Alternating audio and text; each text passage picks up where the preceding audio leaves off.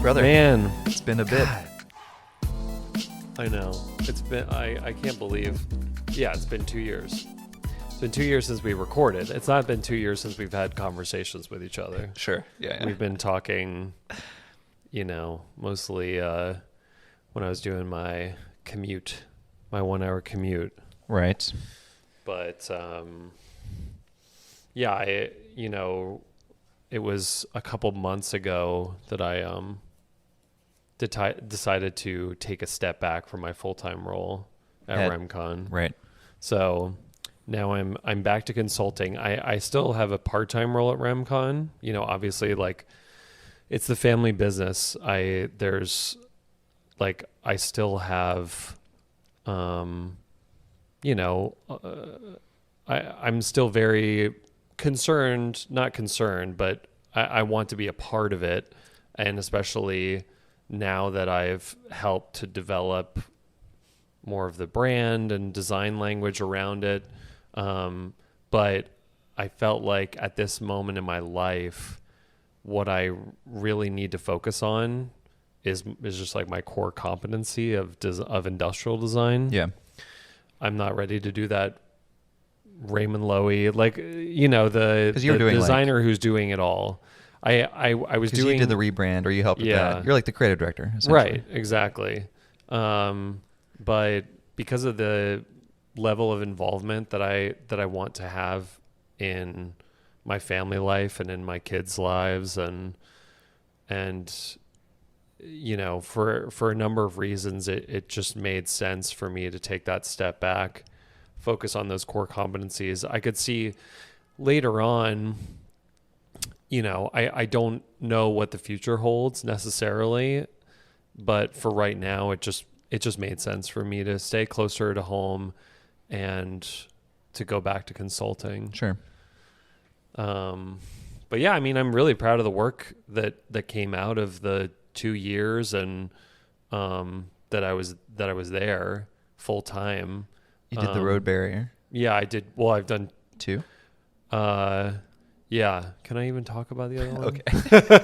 Well, just talk about the ones you can talk about. No, yeah. So there's, I did the Type 3 barricade. What's a Type 3 barricade? Type 3 barricade is mostly used for road closures, but some states use them on highways to sort of like merge traffic. So they'll set up a series of them. So what it looks like when you're out in the world is there's a structure that has 3 boards, reflective boards attached to it. Right. Yes. And they're also referred to as breakaway barricades because the idea is that if you hit it with a car, it should break off. Like the top should just break off and not hurt anybody inside the car. It reminds me of my favorite movie, The Blues Brothers. There's a scene in The Blues Brothers where on one of the car chases, they break through some barriers on a closed bridge, and they fly off the bridge. That's Blues Brothers. This is one of the few times. This should go down in recorded history as one of the few times that you've seen a movie that I've never seen. You haven't seen Blues Brothers? I've actually never seen Blues Brothers. It's a classic, man. I know. I need to get a little more educated, but yeah. So it was crazy because this was the first product that I've ever designed that had to be hit with a car to like be sold. Not right before it was sold. It's not like we're selling broken barricades, but it had to be tested. Yeah. And so we sent it to a facility in upstate New York that had a sedan and a pickup truck hitting it at, I think it was like 67, 68 miles an hour. It's pretty fast. And so like the test is basically if a car hits it at that speed, does it harm the occupants of the car. Right. And so we passed the test. And we actually, we did something that not a lot of, to my knowledge, not a lot of other companies do, which was we have features on the barricade for holding flashing lights, and that we put those on for the test. So like, you know, you don't have to do that, but then afterwards you can say like, you know, you can put these on and it's safe enough. It passes the testing in this scenario as well. That's awesome. And I know they're released, right? Yeah, they're released. Because I know you spent a lot of time working on a stack. The stacking is a big part of it because they stack them in the truck to drive them out to the job site, right? And then they unstack them. Well, there's two things. So one of the things is that it goes to the distributor, the traffic distributors. We sell through distributors, right? We don't sell direct, and so when the distributors receive them, we designed it so that the bases sort of alternate. There are posts on the bases that go up into the legs of the upright. So like that's how it comes together, is you put the upright onto the base and you just like sort of just like pull it down. Yeah. And it's just like a really snug fit. But so those posts, there's also holes in the bases. So if you alternate the bases, the posts go through the holes. And so they stack like that. But then also inside, so they stack 16 high, and then inside you can nest 16 of the uprights inside of the bases. And it's all like based on the pallet size. So it was a lot of like in CAD, like just tweaking dimensions ever so slightly to get this just like perfect, you know, packaging scenario. But then, yeah, once people get them, then they put the boards on. They put the reflective boards on, and the way that the bases, like those posts, there's also holes in the uprights that the posts from the bases can also nest into, so you can stack them like that on the truck for deployment. Okay. Like base, upright, base, Sure. upright, base, upright. And you know, they have to be deployed like very quickly and together because they're in the middle of the highway. Right. So they're just like throwing them off the truck. And so yeah, it's really interesting. I mean, I really love the industries that Remcon operates within, because these are industries where it's largely untapped by design. Yeah. I mean, that's where the true value of design, I think, is. It's like you can go work for Apple, but you're only adding a 1% of good design to that company. Mm-hmm. But if you go work for, a construction, highway barrier company that has only 25% design, right, you can bring in a good 50 to 60% design and bring them up to speed. Yeah. I mean, I feel like the whole stacking thing and the whole designing for pallets is such an underrated part of design in general. I mean, I remember doing this for some planters that I did, rotomolded planters, where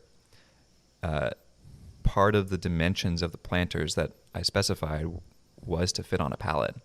Because at a certain point, it's like a 20-inch diameter planter. They're just kind of cylinders with some fluting on them. What's to say it should be 20 inches versus 19 versus 21? Mm-hmm. There's not a fixed number there. But when you start to dig into manufacturing and transportation, then you realize like, oh, wow, if I do a 20-inch diameter planter, then I can fit 4 perfectly on a pallet. Yeah. Or something like that. Yeah. Yeah, I mean, it's the thing that and I'm not going to say that this is an original thought, but it's a thought that I've had and I've expressed in different areas, but like it's basically like, I think to me, good design, really good design is design that regardless of all the constraints, like once you receive the thing, you're not confronted with like, oh, these were the restraints of manufacturing and of packaging. And it's just like, because ultimately what one of the large responsibilities of an industrial designer is to make something where you are unaware of the constraints that we're faced, that it's just like, it's just a beautiful functional object.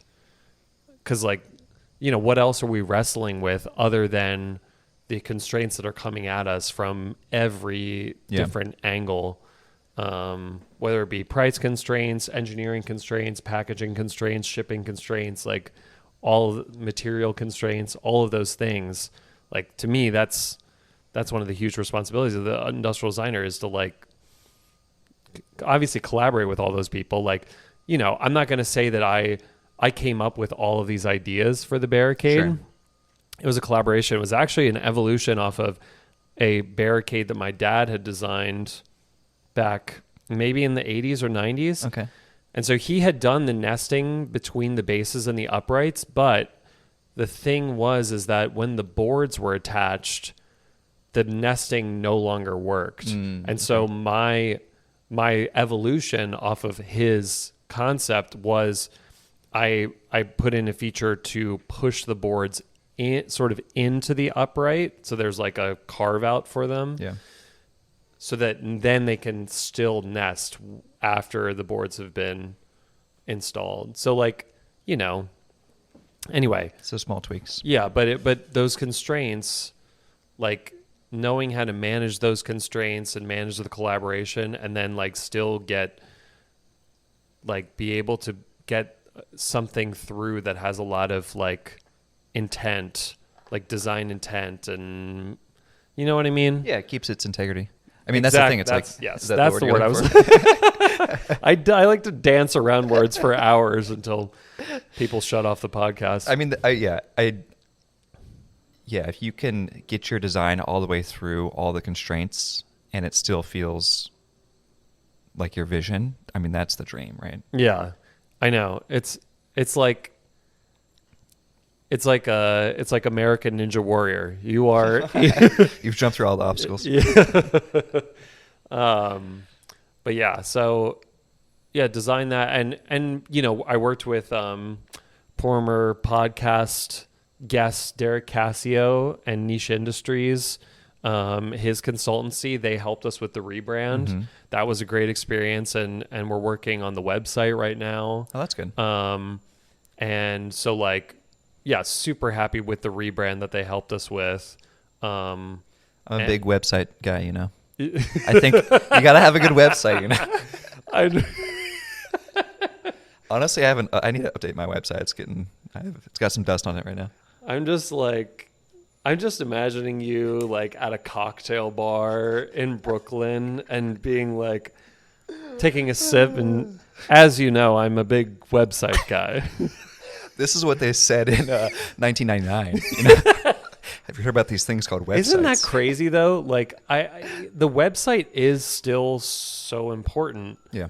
It's been, I mean, it's one of those things, like, there's probably, you know, other things that are even more ancient than the website, but like, it felt like for a while that I could imagine people theorizing like, who's going to need a website anymore? Like, we've got this and we've got that. Like, why would you need, you know, and Sure. it's still one thing. I mean, there are some brands and people that are like anti-website, and they're kind of like offline in that way, or like their website is just like their email or something. Right. I do want to say, one of my favorite designers in New York is Wintercheck Zebulon Design Duo. More experimental art furniture, collectible furniture world, but their website, if you type in their website, it just shows a zip file. Like, it, you know, it's just a blank page and you just click a download on a zip file, which is their portfolio. Oh, nice. But that's, you know, that's a pretty like tongue-in-cheek anti-website. Yeah, you know, one thing that I was wanting to talk to you about, and talk to anybody about really outside of my wife. One of the things that I've gotten really into in a way, or just like I feel like I have to get into, is like thoroughly vetting products that we purchase, especially for kids. Yeah. 'Cause like right now, I feel like Amazon has become like Slop. yeah, Yeah. total slop. And I don't trust the star ratings. Sure. I just like, and so what I end up doing, like my wife is like, I want a bookshelf. Like I want a bookshelf with a bench for the kids' room. And it's, you know, she sends me something on Amazon that looks cute and looks nice. And I'm like, who is this company? Sure. Who is like, you know, Superior Furniture Products today, whatever it is. And I'm just like, so I go to their Amazon page and I'm like, okay, this looks a little like, I don't know. This Like drop ship. Yeah, China, exactly. Alibaba, yeah. Drop ship. And so then I try to find their website to see their like about. And then I go to LinkedIn and I search the company's name and I look to see who the employees are. Like, James, you're psychopath. no. But seriously, like, this is where, like, the lengths that I feel like I have to go to find, like, a well vetted product. Yeah. And so what I ended up doing was I found this brand that's, like, one of those classic brands that makes, like, furniture for classrooms for, like furniture that you've probably seen, that you probably grew up with in your elementary school. Okay. You know, and you, like, I found that brand and they had exactly what we wanted. And like, you know, they've been around for 60 years. I'm just like, okay, this is the one we're going to get. And like totally happy with the quality and everything. But I do feel like especially like trying to be a mindful consumer, it's almost the same thing with AI. It's like, there's just so much coming at you at once. The curation is so much more necessary than it ever has been before. Yeah. Like curated, like I understand why people follow influencers and whoever, like, you know, obviously there's like tech influencers and lifestyle influencers, but like having that person sign off and, you know, you hope that they're a reliable person that's done their due diligence to figure out like, where does this product come from? But that's like, I've considered like making a YouTube channel or like making a whatever to just James's be like, product reviews. the amount of investigation that I did into this, you can feel confident in like purchasing from this company.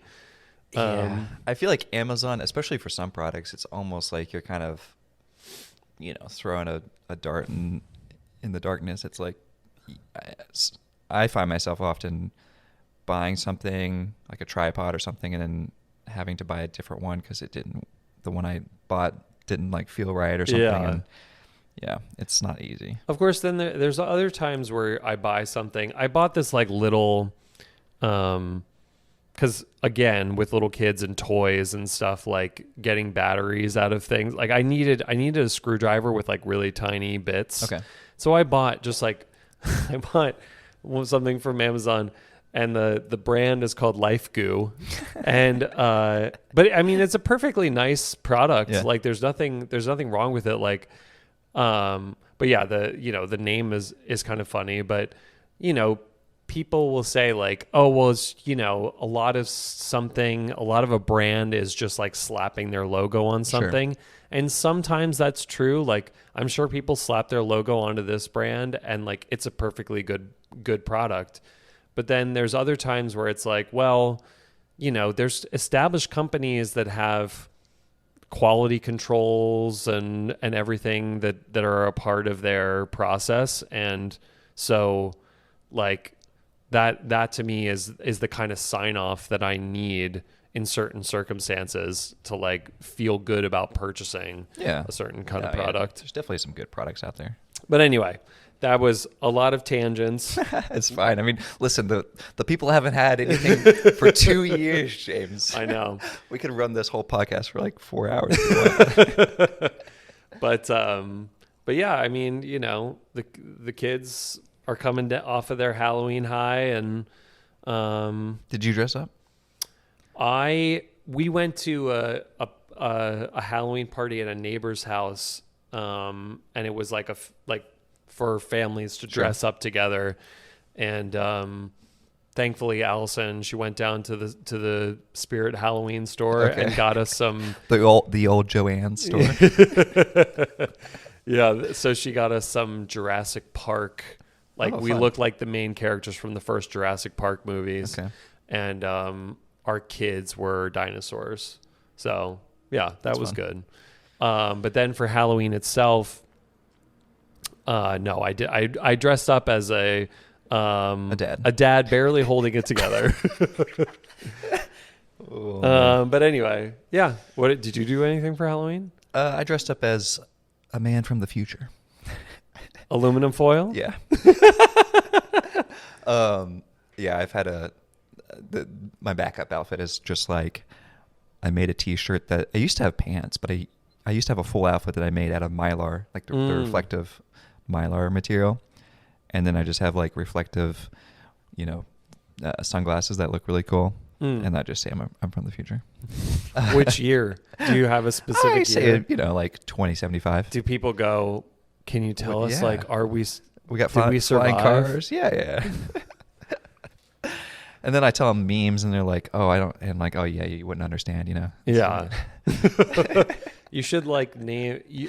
If you're from the future, you should name drop pieces of furniture that like you haven't made yet. Yeah, the Klingon chairs. Yeah. It can cling on to any substance. The anti-gravity chair. Yeah. Anti-gravity chair. Yeah, that's a good one. Yeah. But speaking of which, yeah, I mean, so this is legitimately the first time we've been in the same space, I think, in 2 years. No, we went to the auto show a year ago, right? Was that a year ago? A year or two ago? I think it was 2 years ago or a year and a half ago. But yes. You haven't been back to the studio. I haven't been back to the studio. And so since I haven't we recorded last time, right? gotten to sit in your lovely mass-produced furniture. You're sitting in the super chair right now. I am. And I feel pretty super. We did have an episode where we talked about super chair. Yeah. But it's cool that you got to sit in it. It's great. I love it. I feel like this is like this little pocket down here. I feel like this would be great for like even just like a waiting room setting, but somewhere where you could like put a bag, purse. Because I know that there's all like those bag hooks and things that people travel around with because they don't want to put their stuff on the floor because the floor is gross. Yeah. It's like this thing is like a perfect little, but yeah, it's cool because obviously just like many other people, I've followed this since it was birthed in your VR performance in the digital world. Yeah. But yeah, have you talked about like the development at all? I don't think did we? I think we did an episode on it. Did we talk about it? I swear we did. Well, then maybe we can talk about something else. Maybe we should talk about the other Haybale. Beautiful piece over in the corner there. The Haybale was the recent launch.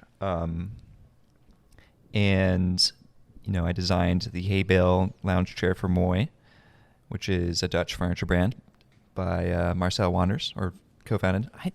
I forget if I know Marcel has some business partners involved, but you're a big fan of Marcel Wanders. Oh, love him. So yeah, I've talked to Marcel a good handful of times at this point, and it was a great collaboration. I mean, the original Haybale idea was inspired by my childhood when we would visit my great-grandmother's farm, and all of my cousins and I would go up into the hayloft and build forts with real hay bales, and play tag or whatever.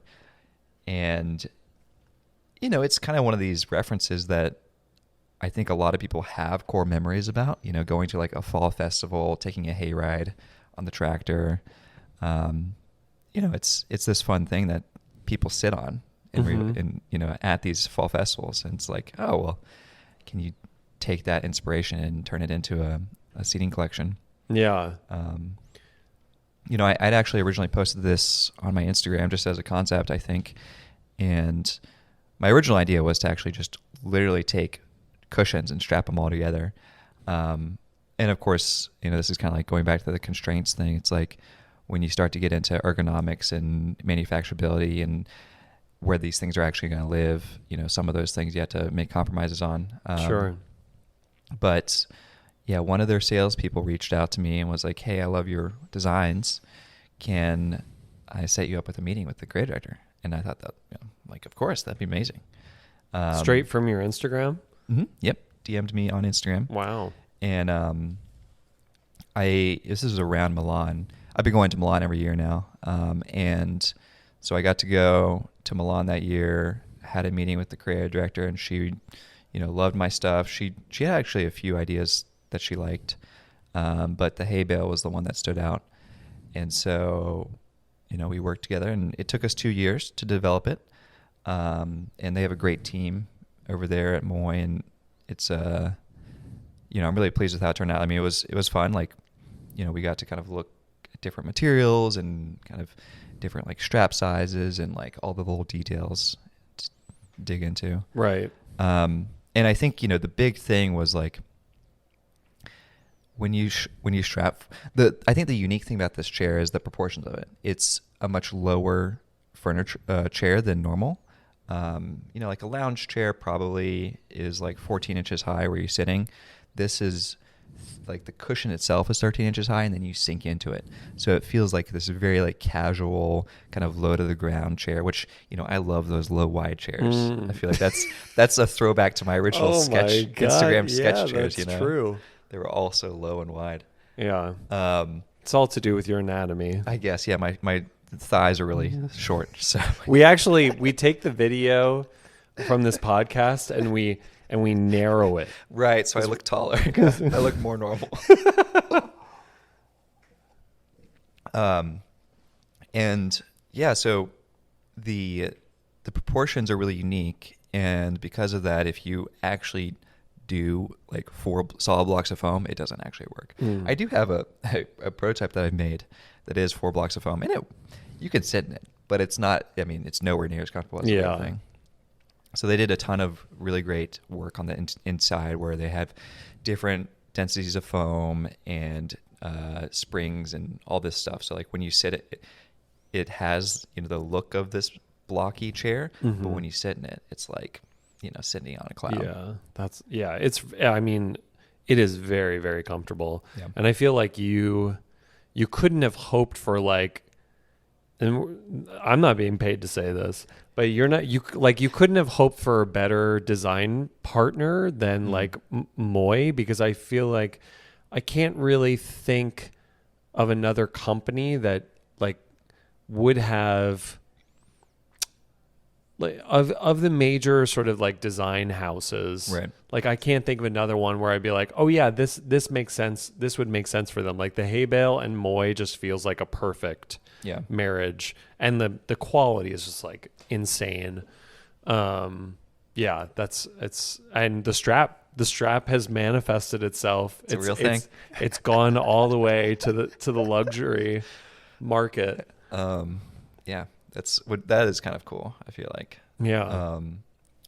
So that was really exciting. And obviously this year we launched the Haybale in Milan, which it's a big deal, I think. It's obviously huge. Launching the super chair was also a big deal.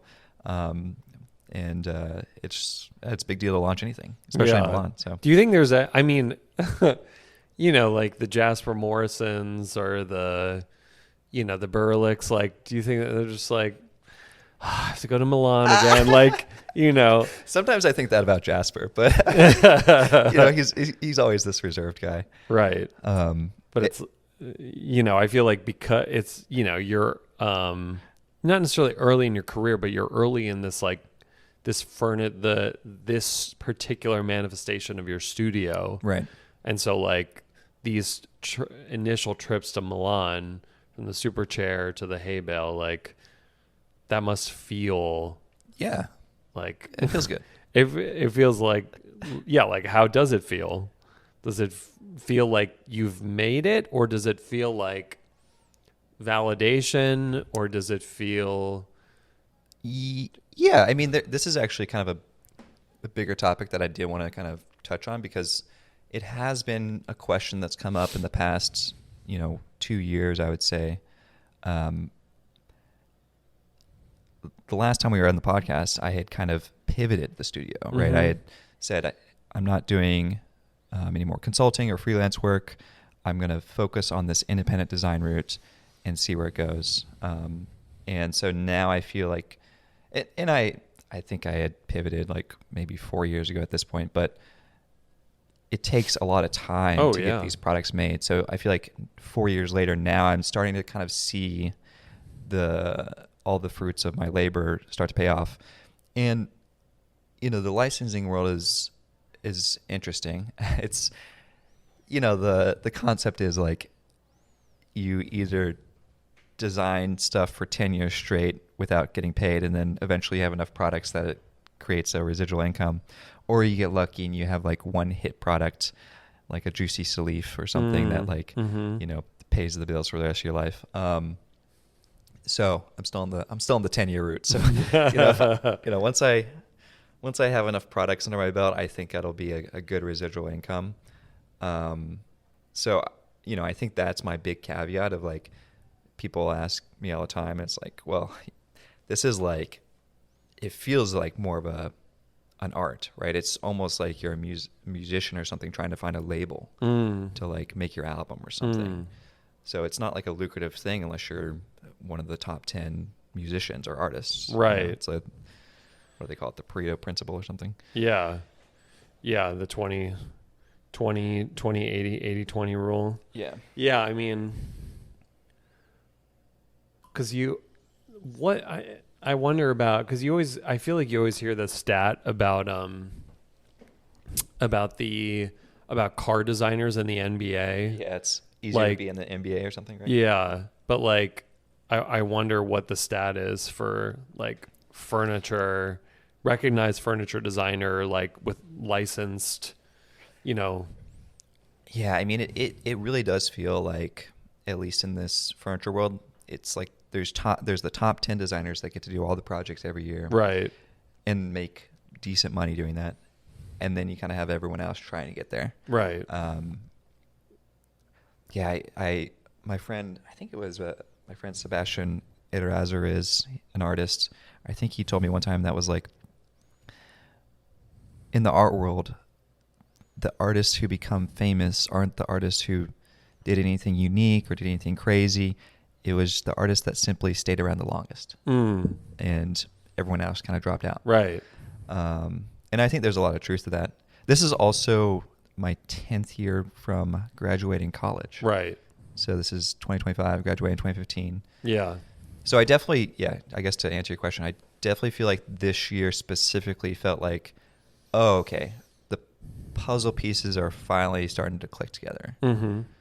And especially after the Haybale, I feel like now I'm getting a lot more inquiries of like, hey, we're a furniture brand. Would you like to develop a piece for us? Like we would like you to do a piece for us, which is nice because for the past 4 years I've been doing a piece on my own and trying to convince other people to make it. So, people reaching out is a good sign. Yeah. And and then I'm keeping busy with all my other side projects or whatever it is. But yeah, I mean, it's awesome. It's awesome to see, to have seen the pivot and to see the pieces falling into place from a distance, the way that I'm viewing it, because, I think it does show that, I mean, how do you feel about it? Like to me, it feels like there comes this moment where it's like, I'm either going to like really go for this and focus on it and focus on the success of it and like, and understand that it's not going to be overnight. Sure. And like, cause it's a long game. Yeah. Really long game. And like trying to straddle that with like doing a lot of consulting work. Sure. Like it just feels like, I mean, in my own experience, when I've had ideas of like, oh, I want to make this thing, but it's like, well, I'm not going to see anything from that. And I have these people who are asking for work from me, and I need to like prioritize that right now. It's always hard to balance all that stuff. And I mean, I think the other big thing too is like, I'm trying to dabble in, I've always been this way, but having, my feet in all types of different things where it's like, I relaunched Jex, formerly known as Almost Object, which was, I think, a pretty big deal.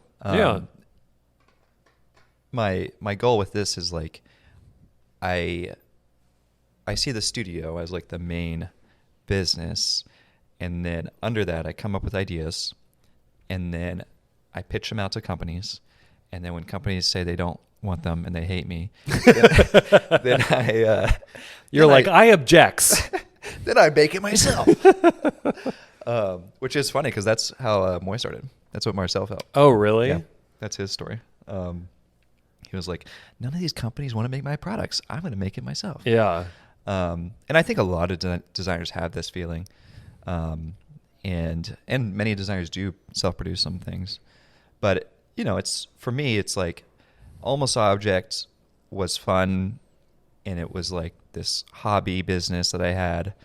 I don't know how much I sold with it, 10K or 10K worth of products. But with Jex, I wanted to essentially say, hey, this is going to be here for a while. Like, I'm going to build this as an actual company. I'm going to actually start to get all the pieces in place, kind of like, this licensing thing where it's like, it's going to take, 5 years for all these puzzle pieces to come together, but eventually it'll be a full-on business where we're developing products every year. Right. And then there's, 3PL where it ships out and like everything's all, working. So yeah, I don't know. I feel like that almost feels like more the stuff I've been doing now. It's like I'm running a business in many regards and doing a lot of that day-to-day stuff. Launched the Hug Mug. Hug Mug's new. Maybe this will be the sponsor of this episode. So it's sponsored by I don't Hug think Mug. we haven't people haven't even thought about this podcast in 2 years. So no way there's gonna be a sponsor. I love this thing. You have a prototype. That one's a little glossy, but but I also have a couple at home. you have the real ones at home. And I bought them. I'm not just getting freebies. I support. There are a couple designers in this world who know that I like to support my fellow designers. Yeah. I love this, the form and everything.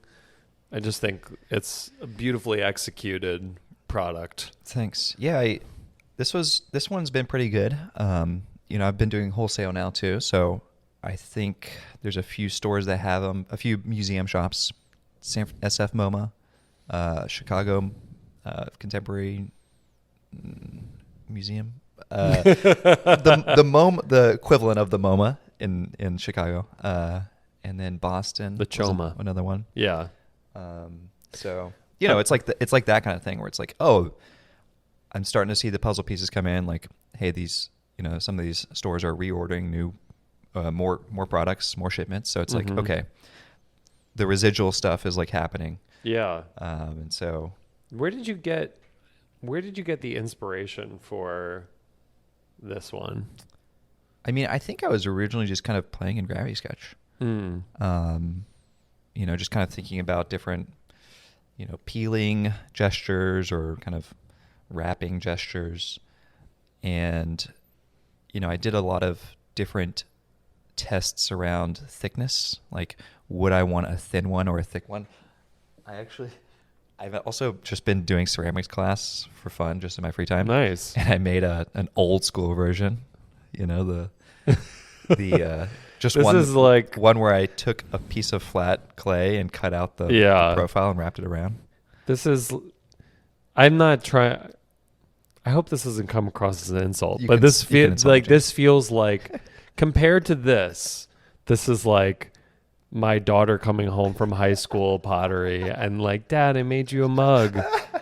It's cute, but it's like the level of like the volume in this one and the surfaces and everything. It's just like, yeah, it is a big difference. I love that you did this though, because it does like it feels like the story behind this could have started here. And it's cool that it started in a digital world where you were manipulating things. But it's like it could have also like started in ceramic or even in just like paper. Yeah. I mean, I kind of preach on this a lot, but I do feel like VR is this kind of weird middle ground between digital and physical, in the sense that you are manipulating things in 3D space. If there's a lot of feeling of like clay, you're not actually having the tactile feedback, but you're getting the visual 3-dimensional feedback Right. of it. So, I know, especially, I would say, here's another thing. It's like in the furniture licensing world, there are the very old school designers, right? Like the Burlex and Jasper Morrison, who I'm sure they do use technology in their practice and VR and AI, but they don't talk about it, or they don't come off as that way. Right. So it is funny to like riff on these things, because I think there is this new age of designers using these new tools and kind of breaking through. But yeah, there is, just because it's in VR doesn't mean that there isn't that physicality or digital physicality to it. Yeah.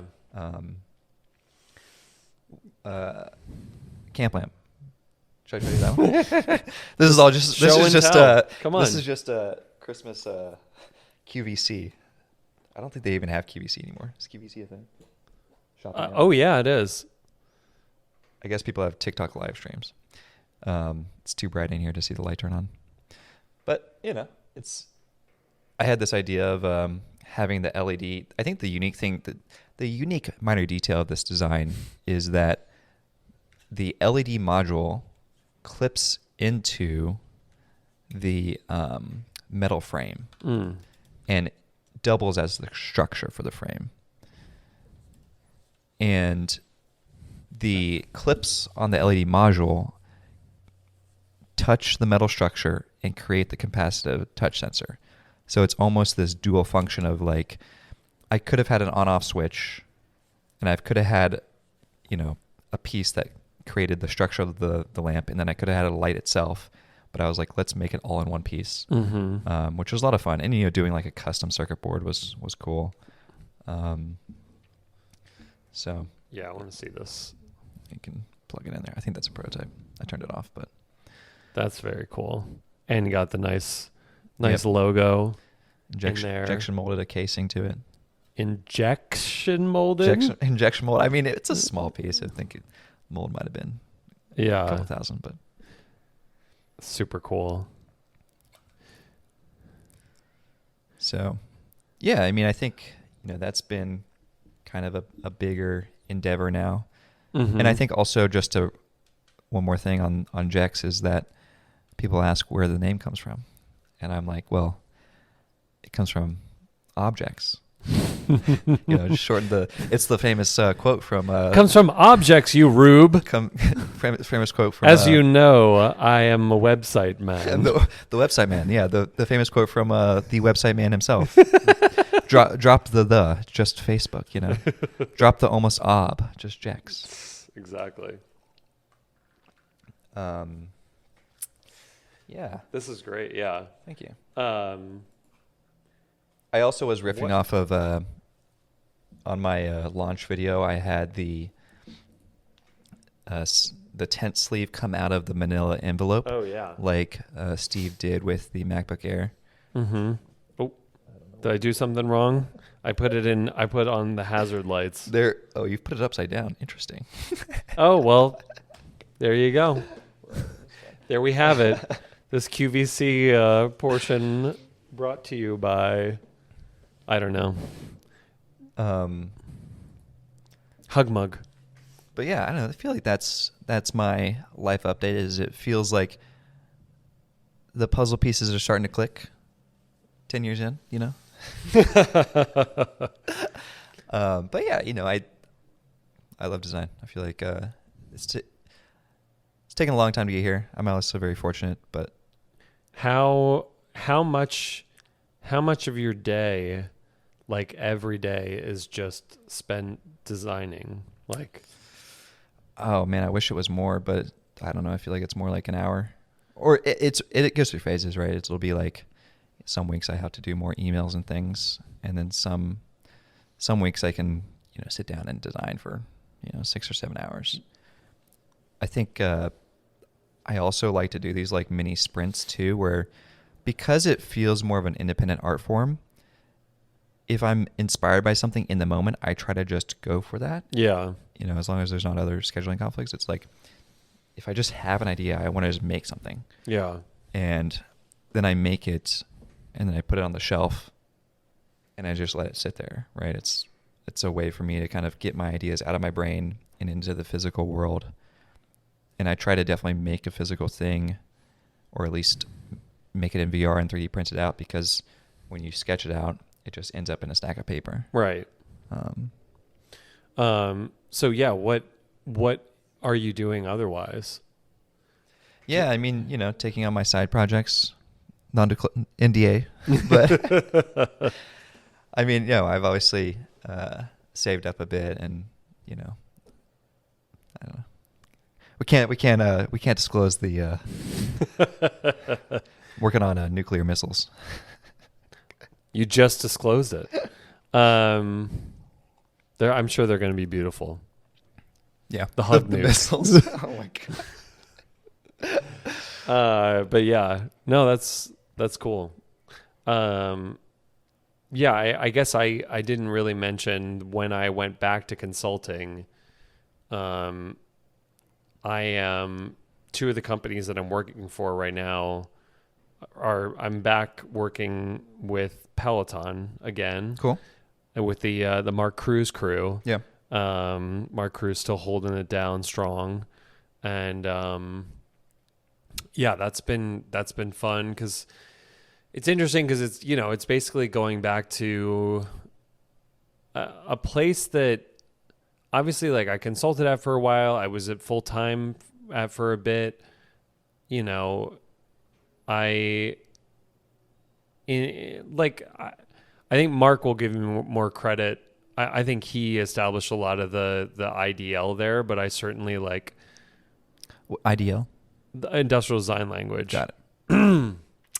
Yeah, inside that baseball, corpo speak, corporate speak. But it's a brand that I'm still very passionate about because I do feel like I was, somewhat foundational there. Yeah. For sure. And so it's great to be back with that team. I enjoyed it when I worked there. I did my one knob. Yeah. I mean, it still is like, it's one of the, like, New York. I mean, maybe I don't have a good feel for the like the design scene, like the hardware scene, but the hardware scene in New York is not like the hardware scene in San Francisco, and I feel like Peloton is like a pillar of the hardware scene. And so yeah, it's like it's cool to be a part of that. And then otherwise I also have been consulting with a newer startup called Fauna, Okay. which is a robotics company, and that's all I can say about it. This one sounds cool. But a lot of the Control Labs gang back together again. Some ex-Peloton people as well. And sounds like a strong crew there. Yeah. And I just, I do feel very fortunate to be able to do all this, to continue to help out RemCon, and also just be close to home. Like it's a cool position to be in. What my future holds, like a couple of years. What is your, like, how far out do you think about your career? Oh, this is an existential question here. I do actually have some goals or strategic things that I think about a year or two in advance. I have like a literal list of like, in 2026, this is the thing to accomplish, 2027, 2028. So I have those things. The long-term vision, I mean, I would say that I think one thing that I don't know if I've really mentioned specifically, but like when I pivoted the studio to do licensing, I think a big part of that was establishing myself as like a named designer. Mm-hmm. Like I want people to come to me because they like my work specifically and not because I can, 3D model and sketch. So I think furniture was just a really great avenue to do that, where you are being the signature designer on a lot of pieces. That being said, like long term, I think I could come back and, do more tech products or more industrial design products. I think one of my dream products is not even a product, but dream projects would be a space station. That'd be cool. And then a mini golf course. Can they be combined? Of course. That'd be a crazy crazy thing. So I think about a lot of those things long term. And then, with the other projects, it's like I want to grow Jex to be a large business that could rival Hay or Ikea one day. Mm-hmm. It is kind of, I always think it's kind of funny. We have Ikea, which is like one of the furniture stores, pretty much the furniture store for pretty much anyone younger than 40, right? I don't think many of us are going to like Room and Board or like some of the more traditional furniture places. And there's nothing else. It's just Ikea. Right. You got Walmart and Target, which are a duopoly, and Right. you have Ikea. Right. There's no Ikea and. One thing I don't think people give IKEA enough credit for, and it's something that I wouldn't have been aware of had I not had children, was like how family friendly that store is. Because like, for one thing, you've got the they've got daycare. They've got the daycare, Right. the small land where you can drop your kid off if they're of a certain height, age, and like don't need help going to the Sure. bathroom. Yeah. You can drop them there and go shopping. But they also have the restaurant, which is like my daughter loves going to IKEA to like hang out in the toy section, like go to Smallland, get mac and cheese. Like there was one time we were at IKEA when she was younger, and I was trying to get her to leave the toy section. Yeah. And I made up a song that we still sing to this day, which is mac and cheese, let's go get some mac and cheese. Good. And Entices her. she was like a 3-year-old. I think that might have been her top play in Spotify that year. But that store, like no other store is really, I feel like, thinking about the customer experience, like the full customer experience in that way, that it's like, to have a store be a family destination, especially like a furniture store, it's like pretty remarkable, like that business model that they developed. And that's just one aspect of it. Yeah. Like the idea that all of the furniture is on display and then you pick it up at a warehouse at the store, Right. is also a crazy unique concept. I think about this a lot. It's like, I think the next level to that is it's also manufactured right there on site, which in the future, I think we're moving towards that, with CNC machines or 3D printing. I think there's going to be a lot more of a, locality or decentralized manufacturing system going on. Oh, dude. I mean, yeah. I'm so happy all the time. But just to finish up that, I think like the obviously the flat pack, the warehouse being there, but like I think the thing, to touch on, to just finish up like the thought about the family thing is like to have a place where it's like you're not going to have somebody watch your kids while you go there, that the kids actually want to go there. Like that's like, that's half of the reason why we go to IKEA consistently. It's like, we're not going to go to Target or anything like that because it just doesn't have that accommodation. And so like it brings us in the door more consistently than it would otherwise. You know what else I found out? What's that? Is Home Depot. This is also a very smart business move. The first Saturday of every month, they have a free kids workshop where they have a craft for kids, and you come with your kid and you like build something together. That's cool. The last thing we did was like this little like, it looked like a haunted house, but it was like a secret compartment for like candy and stuff. And so like I've been doing that with my daughter for like, 2 years now. Like she hammers nails and like, constructs, paints, like does all of that. And it's a very popular activity too, but it gets you in the door and you're like, oh, while we're at Home Depot, You got to pick something up. So very smart. But yeah, the 3D printing thing, it's funny. So our last podcast, I was telling you about bamboo printers in our, like Did I not have a bamboo? No. I remember the last podcast was about 3D printing. Yes. But I don't remember when I got my bamboo. I'm bamboo pilled now too. Oh yeah.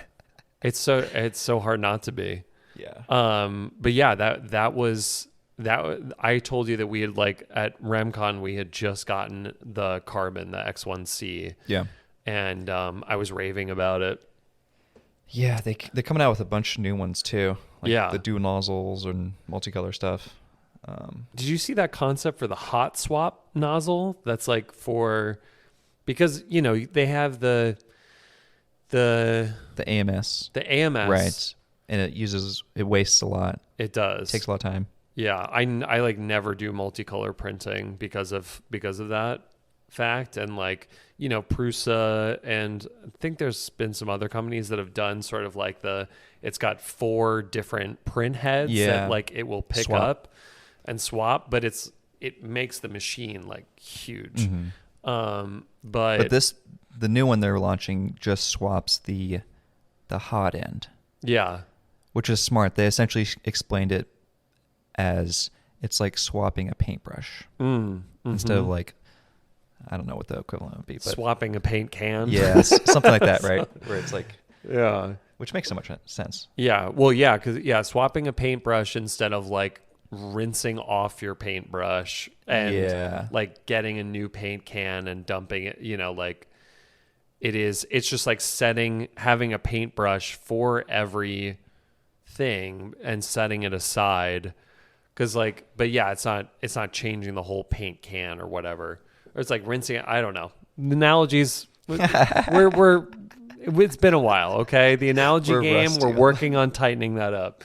But no, I mean, like, I feel like we talked about for a while on this podcast, like, my dream was always that like these manufacturing processes, this is even before bamboo, was like, we can bring these things back super local and get super tailor-made and regional about design again in a way that, you can't in like sort of like the more global design, global market products.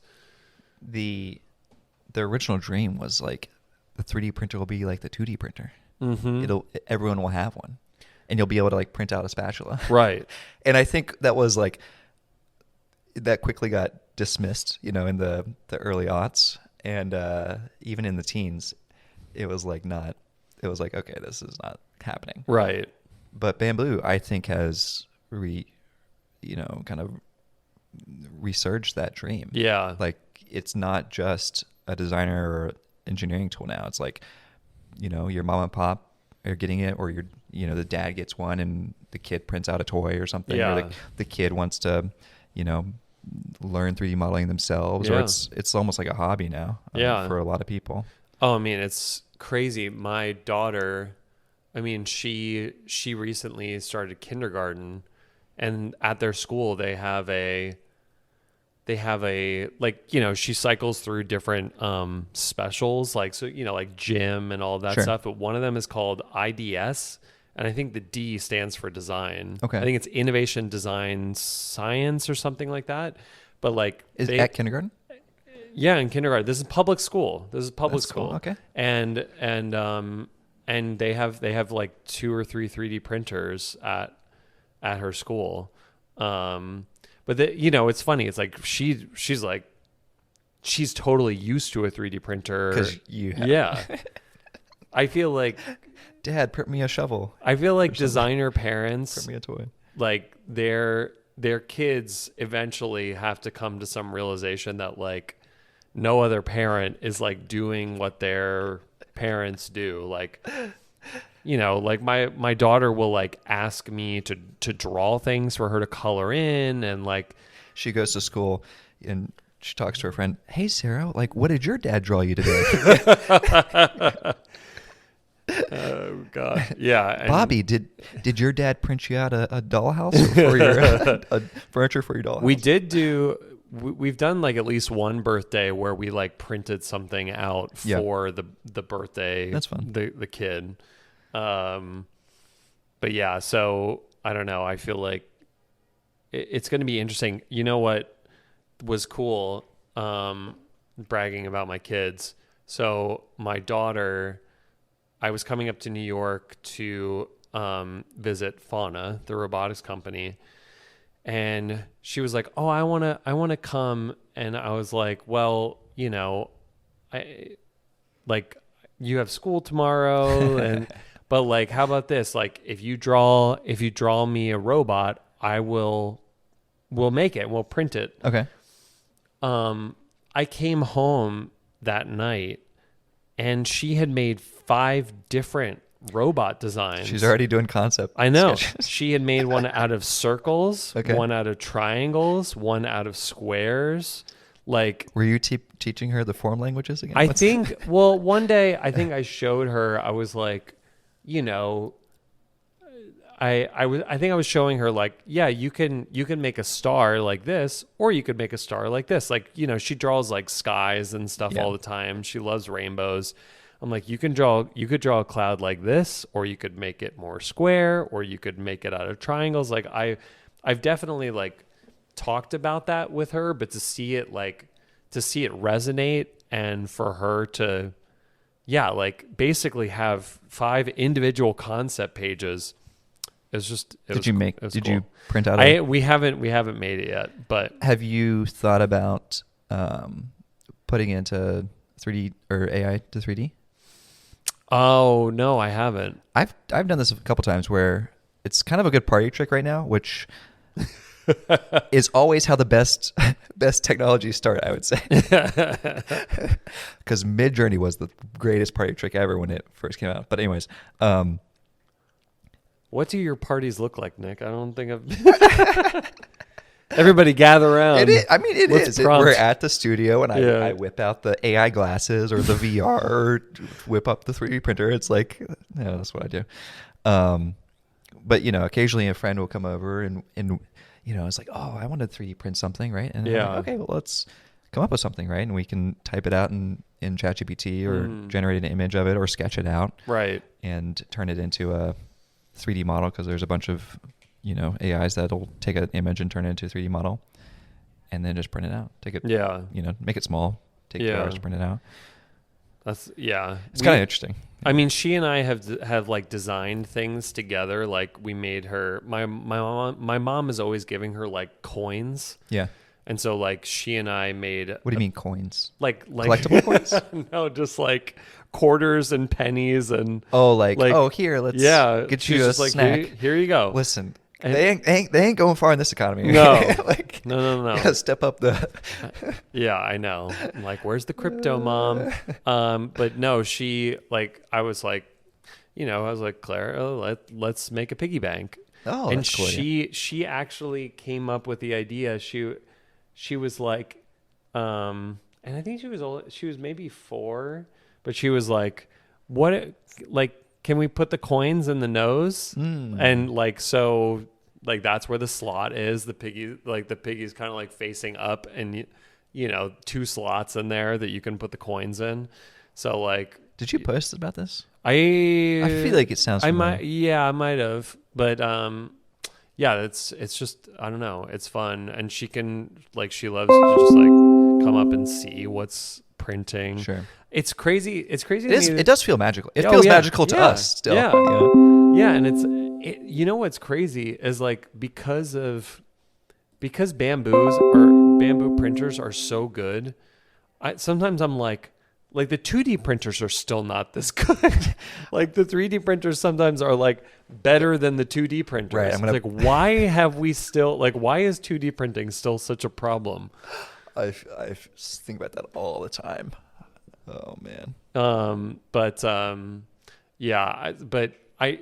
We since we haven't talked in a while, we haven't talked about AI, and we haven't talked about any sort of updated philosophies on the implications of AI when it comes to creatives and creative work. Do you have any new thoughts? I mean, I don't think my philosophy has changed drastically. I'm trying to remember what I had said. Yeah, that's what I was thinking. I think in general, when I pivoted the studio, a big part of that was writing down my philosophy and my values and what I believe in as a designer, especially if you're going to be like a named designer. It's, what do you stand for? What is your vision? And I came up with the Delightful Future, if you remember, which is combining, embracing new technologies, embracing the future, and making it delightful. Because I think that's honestly a lot of what our job is like we are presented with these new things that we have to bring into the world. And there's a lot of really smart scientists and really smart engineers that have these amazing technologies and ideas. And they maybe aren't as, they're not as good with people. They're not people, right? People persons. They're really smart. So it's like, can we translate those technologies into something that's much more approachable and human, and something that people can say, oh, this is really cool. Like, I didn't know AI was like this. It's actually different than I thought. It's not this scary thing. And I feel that way with like, I've talked about this with like VR or any of the past technologies I've used. It's like, for a lot of people, VR was like a thing that your 10-year-old cousin played, Right. video games on. Right. And when someone flips their Instagram, they're like, oh, this person's using VR to design furniture. That's cool. Like, I didn't think about that. Right. I guess this isn't just a video game thing. Right. That's how I think about technology in general, and AI is definitely included in that. Honestly, I feel like there was definitely the first wave of it in 2021 when Midjourney came out, and everything was like new and like, oh, whoa, we can type things into the computer and it generates really realistic images. And then I would say in the past 2 years, it's gotten better, but I feel like we're kind of used to it now. So there's not necessarily that maybe visceral reaction. There might be some of that with some of the video stuff that's getting really realistic now, but in my mind, when I originally, when these things were first coming about and they were generating realistic images, I was kind of like, okay, I'm going to flip that switch in my brain now, that everything is just going to be AI generated in the future, so that when those things do come, I'm already prepared. So that's kind of how I've been and how I've preached for the last, 4 or 5 years. So that's my current philosophy. But I also think like, I feel like I'm settling into a good process with AI now in my design work, which is... What does that look like? I think a lot of it is in some of the concept generation phase, where a lot of what I do is when I'm coming up with new ideas for designs, I'm thinking about, my philosophy and like, how do I make something delightful, and, what's that little twist I can add to, make someone smile in their day. And I come up with an idea, whether it's on paper, I'll sketch it out, or, maybe I'm in VR and I'm kind of tweaking things and I say, oh, this is a new concept. Once I get it to a stage where I have the concept, a lot of the world that I'm in now is the whole point of making a new chair is to make something that hasn't been done before, right? It kind of seems a little silly we got a gazillion chairs, why make another, right? And the thing is like, well, you make another because it's an expression of something new, whether it's, through your own design philosophy or, it's like a piece of art essentially. And I'm always double checking to make sure it hasn't been done. And I always do a reverse Google search or like a reverse Pinterest search to see if something similar is already out there. So that's what I do a lot is like I sketch up an idea, I take a quick snap with my phone, I ask ChatGPT to make it look like a photograph, feed it back into Google, see if it's been done. Oh, it hasn't been done. Maybe there's something here I can explore some more. Or it has been done. Like maybe this concept is useless, or maybe I could push it in a different direction. Right. There's a lot of that going on where I'm kind of like chatting with ChatGPT to like make some quick renders. And it does a great job of doing sketch to render or even Gravity Sketch screenshot to render. And another aspect is like if I have a concept already that I'm kind of vetted out, I will do mid-journey generations of it. I'll kind of essentially put it into the AI blender, and like a physical blender, not the 3D software, but like, and just like chop it up and say, make 100 of these, make a couple hundred of these variations. Because I think that's what we do in design process a lot is like, we have a concept, we have a design, and then we want to see what it would look like if it was tweaked this way, right? Or like, hey, if we tweak this a little bit, how does this look? And a lot of that is kind of tedious and, I guess menial, is that a word? Tedious and like, we're not really using our brains. We're kind of just going through the motions of like, make it bigger, make it smaller, make it left, make it right, make it longer, make it shorter, right? Right. These aren't like things that we really need to do. All we need to do is look at the entire spread of the things and say, oh, obviously it should be bigger. Oh, and obviously it should be, to the right. Done. And if Midjourney can do that in 5 minutes compared to me sitting around and doing that for a day, that's a time saved. And what do you say to Midjourney in that situation? Like, I think a lot of it is, and this is another topic that I've thought about a lot, which is as AI gets better, it's actually getting worse for creative people because creativity is kind of this, in my mind, it's like this moment of taking two things and creating something new, like something that hasn't been seen before. And AI takes the average of everything, right? AI is pretty much an averaging tool. It takes everything that it's collected and says, all right, you typed in the word dog. Here is the average of all dogs that's ever existed, right? And early AI, like when Midjourney first came out, when you typed in the word dog, it would be like, well, I think this is a dog, but it has 5 legs. And that's how it would generate design ideas too, which is like, it would give you something kind of weird and something new. It would mash things together in kind of an incoherent and random way, which in some sense is what our brain does when we're thinking of creative ideas, of like mashing two things together in random ways. Right. And so I think as these tools have gotten better, I've gravitated toward Midjourney because you can actually slide the I think it's called the chaos slider, or there's also a weird slider. But they have different parameters where you can kind of tell it to be like, just go crazy. Don't even worry about what I'm inputting. Just do like something really weird and abnormal. And so I do a lot of that. And I'm also doing a lot of like reference images. So I'll pull in, architectural structures and combine that with my chair design and see what comes up then. Or even like, I even put in sometimes the most unrelated image. Like I'll put in like memes, just like put in like my meme folder and just put in a chair and see what generates from that. Right. So I think that's what I've been like really enjoying and fascinated by, is this ability to kind of leverage the random creativity of AI. Right. What are you thinking about the idea that like AI will supplant creatives? I mean, I almost feel like we've had the same philosophy for this for a while, and I'm sure you can give your thoughts too, but I think in some sense, at least in the short term, the designer is the person that has the vision. They're the ones that has the curation. Right. They're the ones that are saying, yes, this is a good idea, or no, this is not a good idea. And ironically, that's kind of how it's always been, especially Right. if you're the lead designer.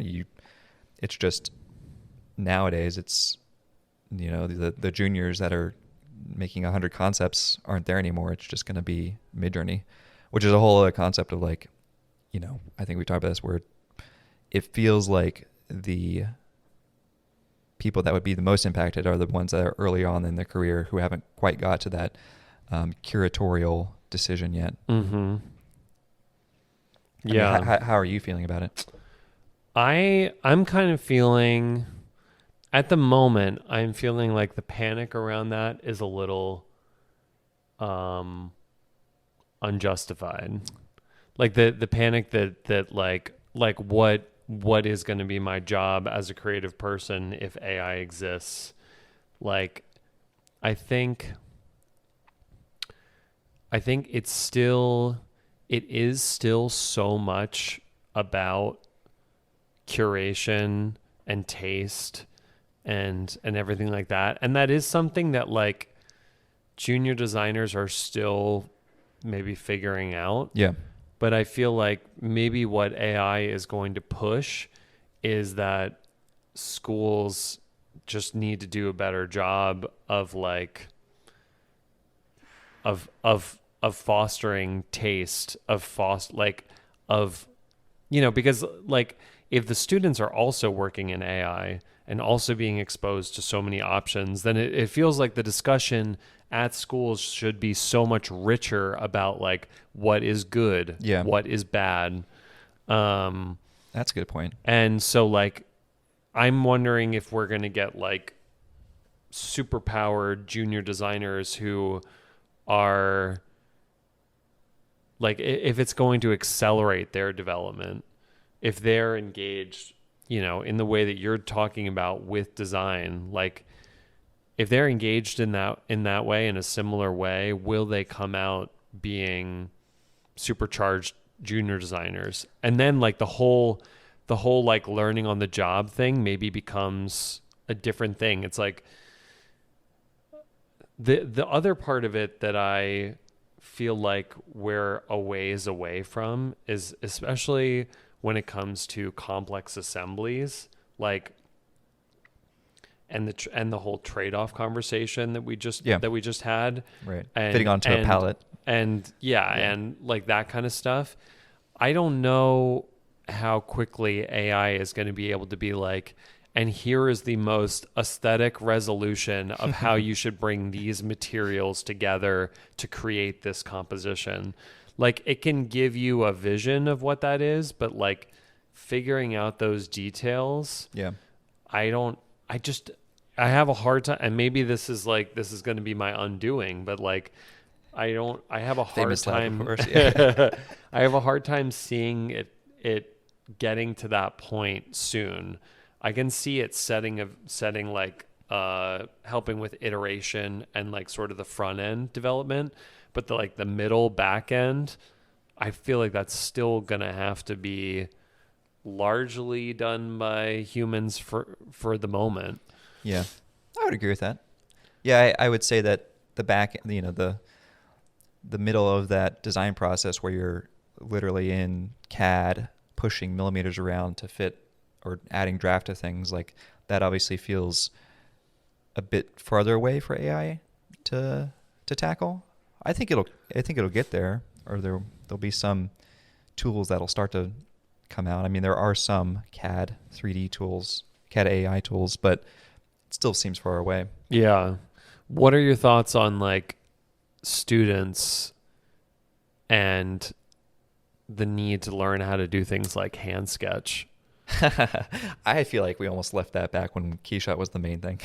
I feel like, no, I'm half joking. I think obviously sketching is still important, and I still sketch pretty much, every day. I have sketches, but it's more from recording my ideas. Sure. I think if you're sketching for creating a kind of realistic like render, with Copic markers, I honestly don't think that's a valuable skill. No.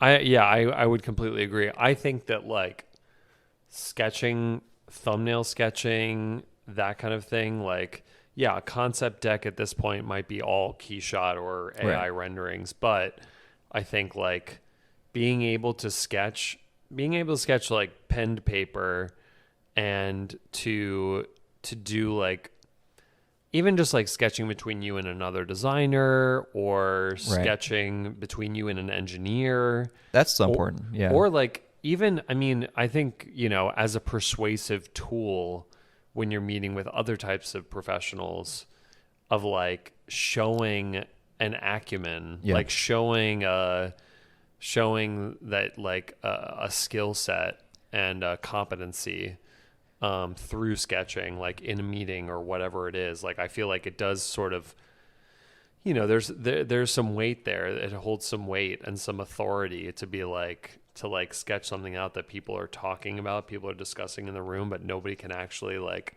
convey in the room. I mean, 100% agree with that. I think if it's black and white, pen on paper sketching, that's been around since the dawn of man, and I think that's going to stay around for much longer. But I would say the one thing that is kind of interesting now that I find myself doing is I'm often like sketching so that AI can understand my sketch. Because, well, you know, I'll take a photo of it and ask ChatGPT to make an image of it. The contour lines or... No, I keep the contour lines on, which is actually why I like ChatGPT, because it seems to understand that. There's some other, you know, I always, every month I try every other one and see what's best. But ChatGPT for me has been best. I know some people use Gemini or Viscom, and I know they all have different kind of qualities to them, but for whatever reason, ChatGPT seems to understand my sketches well. And I also think it's trained off of you, Nick. I'm sure it has that too. And I also think there's something to the fact of if you create a design idea that an AI can easily understand, I feel like there's some crossover between like it's also a simple idea that humans would understand as well. Like if it's a very convoluted and like complex design, AI is going to struggle, but it's also probably going to be something that's not as elegant or easy to understand by a human as well. Right. I mean, this is also kind of a lot of I feel like my design style ends up being these kind of simplistic single idea products. Whenever I'm designing something, I'm like, there should be one idea with the product. It's the hug mug, right? It's not the hug mug plus, oh, I also added this little thing on the bottom that can hold a cookie, right? It's not this like multifaceted thing. Wish you did. It's you want some cookies? I got some cookies back there, I think. You know, it's the one idea. It's the Haybale, right? It's the super chair, the VR chair. It's a single idea, and I think there's something that AI understands really nicely about that, and also humans in general. Yeah. But yeah, no, absolutely. I had another thought. I forget. Well, maybe we'll pause and I go to the bathroom right quick, and then we go for it. Did you find it? Did you yes. Got your thought? Okay. Yes. Yeah, my thought was just, I don't know how soon, like, I'm wondering if we're going to reach this point and how soon it's going to come that, like, so much of Instagram or, like, any of the social media platforms, there's so much AI slop. And I'm like, when is that going to make its way into the physical world? Because I feel like there's people in marketing departments that are like, we don't need to hire a designer. We can just send the factory these like renderings. Yeah. And it's like, how soon is the market going to be flooded? It's already happening with slop. What have you seen? It is, if you remember the brain rot memes, the Italian brain rot, the tralala, the tune, so horror. You may not be familiar with these, James. These are very online terms. These are very like Gen Z, Gen Alpha world. Are you familiar or no? I don't know. Okay. You'll have to show me later. I will give you the rundown because I would say this was like year, maybe half a year ago. There was a meme that was Italian animals combined with objects. So there was like a crocodile combined with a bomber airplane, and then it was AI voiceover and AI image of this character in Italian. So Bombadiro Crocodilo. and there's a ballerina cappuccino, which is a ballerina that looks like a cappuccino. Anyways, it's just like silly Gen Alpha brain rot kind of stuff. And I've seen they made toys of them because kids know this stuff. Of course. And so factories have already manufactured, the ballerina cappuccino toy or whatever. I also saw an advent calendar that had 25 of these because there's, a gazillion characters. Right. It was a meme. People just continue to generate them. And so there are, yeah. I mean, that doesn't seem that far-fetched because, like, growing up there was Teenage Mutant Ninja Turtles and Street Sharks and stuff like that. But I'm talking about like a furniture line or like electronics like that are just like, this feels slightly off. Like this doesn't feel quite human or that a human made it. Yeah. I mean, there's definitely those stories of like walking into Michael's or Hobby Lobby and finding the nice painting of a sunset, and then you look into the corner and there's like a deer that has 5 legs on it or something. It's like an AI image that is being sold as like a painting. So there's a lot of that kind of stuff. Nice. For sure. Yeah. I would say like in the injection molding world, it doesn't feel like that. But I would say with the brain rot memes, I think what's kind of interesting about that is these characters became famous. Right. But there's no copyright to them. No one owned them. It was a meme, which is kind of an interesting concept of kind of these public domain IP that like anyone can manufacture. I think there was even like a play. There was even Italian brain rot on tour for all the kids to come and see their favorite character. Yeah, I'm sure it's funny because like I feel totally unplugged from all of this, but then like my kids are gonna reach a certain age, and then I'm gonna be plugged right back in, but be like, "What is this?" Like pull it out from under their bed. It's the weirdest. It's AI. ballerina cappuccino, Dad. Oh my God. You wouldn't understand. But yeah, that's funny. Man, but anyway. Well, there's plenty more stuff. We haven't talked in 2 years, James. I know there's a lot more, but I'm keeping an eye on the time, and I do have a train back to Philadelphia, and we got to grab some lunch. Yeah, we got to leave the people wanting more. We can't give them too much. Can I do one more? Can I say one more thing? Yeah. Because I think this is something we did together, and it's finally reached its commercial product, the Meta Ray-Ban display glasses. Right. We designed the first 2 control bands. Yeah. Control lab bands. Yeah. I know. Have you got to try the ones with the... I have not. Okay. Have you? Nope. Unfortunately not. Man. I've heard not the greatest reviews, but... First gen. I kind of expected that. It's a very early on product. Yeah. I don't even know if we talked about the normal ones. Oh yeah, you love these. The Meta Ray-Bans. Also shout out to all the people at Meta because I think we know probably like half the ID team at this point. Mm-hmm. But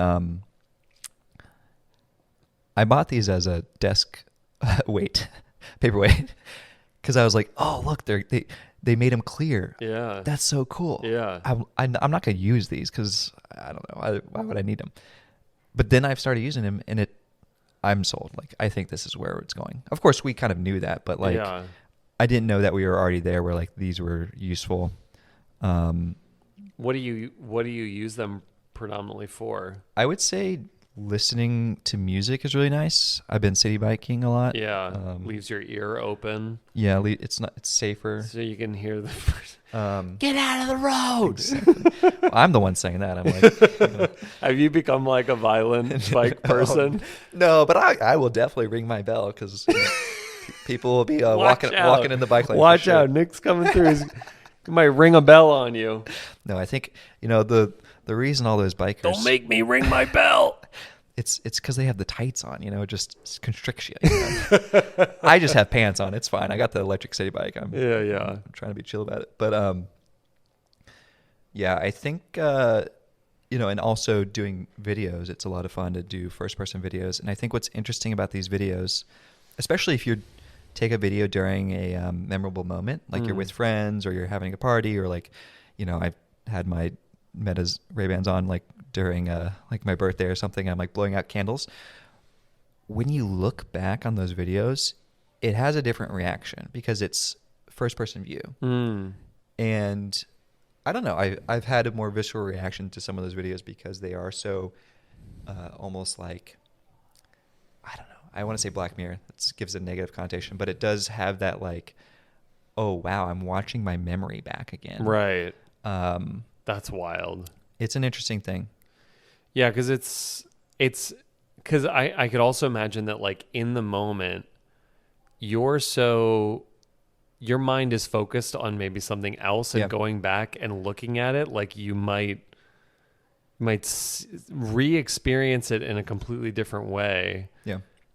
By observing like what's happening around you in a different sort of way. That's wild.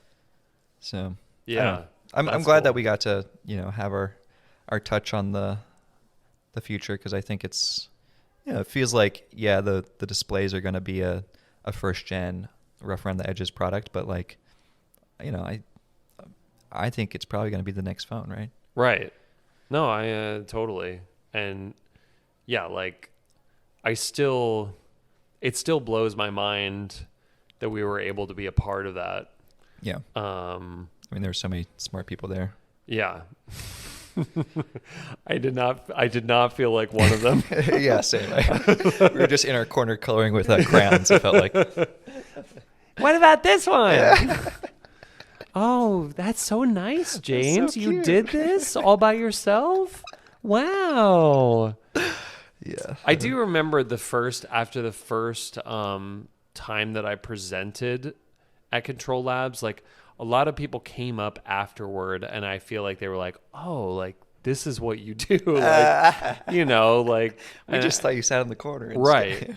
and that was a cool moment. I mean, part of the reason that I like love this career and like wanted to get into it and love it still is I feel like it is just like, I feel like with other careers, like when you're explaining them to people, you have to just like go into just like this granular level of detail of like what it is you do. And I love just being like, I make things. Yeah. Like I design things that get made. Yeah. Like I design that. Like and just like point at something like that. I still just love that about what we do. Yeah. So anyway, yeah, man. But we gotta, we'll wrap it up. We're back. We're back. And I would love to. Yeah. I mean, this is, James, you traveled all the way just for the podcast. Thank you. This is great. Hey, man, it's not so bad. The train. I like taking the train. Getting out in the city once in a while. Yeah.